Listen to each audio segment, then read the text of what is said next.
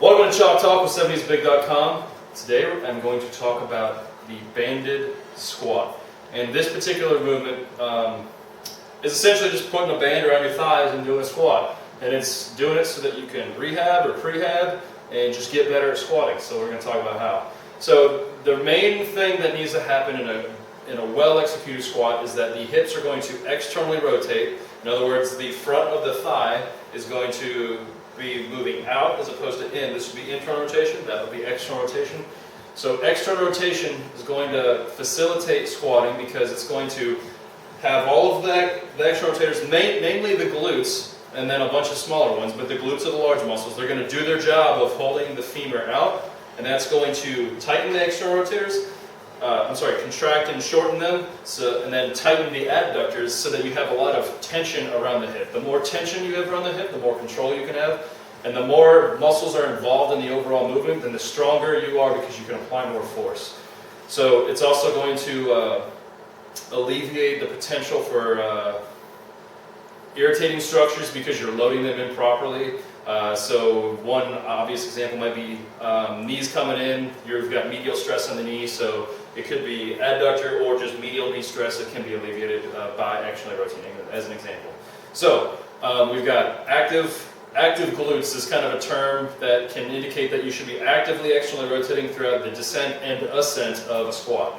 So my beautiful assistant will demonstrate the banded squat. Now she's gonna do it with a one of those things right there, a kettlebell.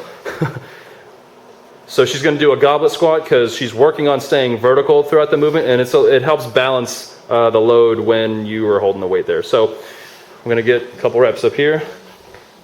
So she's actively trying to not just shove the knees out, but to externally rotate the thigh itself. It's coming from up here in the hip. So it's not just a knees out type movement. That's not enough. Knees out makes things happen from down here instead of up on the hip. So we want external rotation on each side, and this band provides that active feedback as far as whether or not you're actually doing it.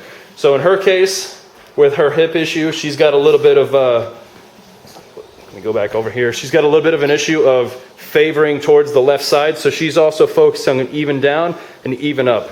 Now just normal high bar squat mechanics are going to be heels, driving through the heels, and trying to keep the torso vertical, which is prevalent over here. How many reps is that? 7.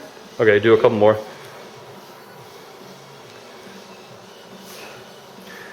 And so that's only a 16 kilo bell, and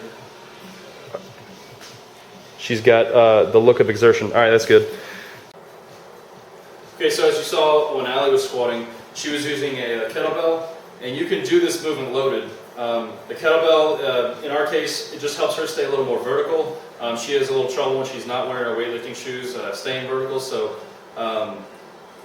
a goblet squat can help you stay vertical, or you can do it with a front rack position for a front squat, or put it on your back. But when you're loading the movement, start light, and then you don't have to do a lot of weight with this particular movement. The most that we've used on Allie is 40 kilos for a back squat, and she was extremely sore on her external rotators the next day. So you don't need a whole lot of weight. The more so it's the fact that you're going through the full range of motion, going through hip flexion and then extension, because these muscles, we see how they're attached in anatomical position when we look at anatomy books, but their relationship changes with each other and with the bones when you go through a full range of motion. So these glutes have a different action when you're in hip flexion and going back to full hip extension. So that's what we're really trying to work on, is having that external rotation actively throughout the flexion and extension of the hip during the squat.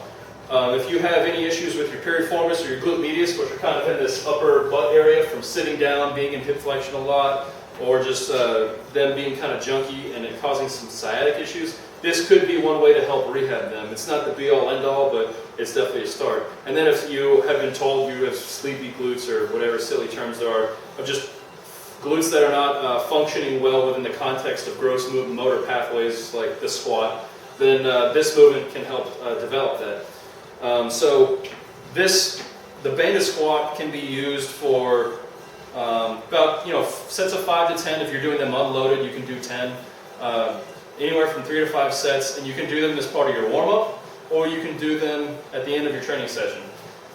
If you're going to be squatting your normal session and you're not severely deficient in your movement, then go ahead and just throw them at the end. But if you know that you have problems with your knees coming in, or your adductors are always sore at the end of squatting, or you just are shitty with control of your knees and what your hips are doing during the squat, then start doing them on a regular basis, and you can do these every day. You might be sore at first, but this is something that will definitely help alleviate that problem of not knowing how to externally rotate. So banded squats can be done before, after squatting. They can be done all the time. It's a really great movement. Oh, and earlier I said that she wrapped this twice. She wraps it 3 times around her legs with this particular band. So that's all I got. Banded squats might help you. 70sbig.com. Chalk Talk. Bye.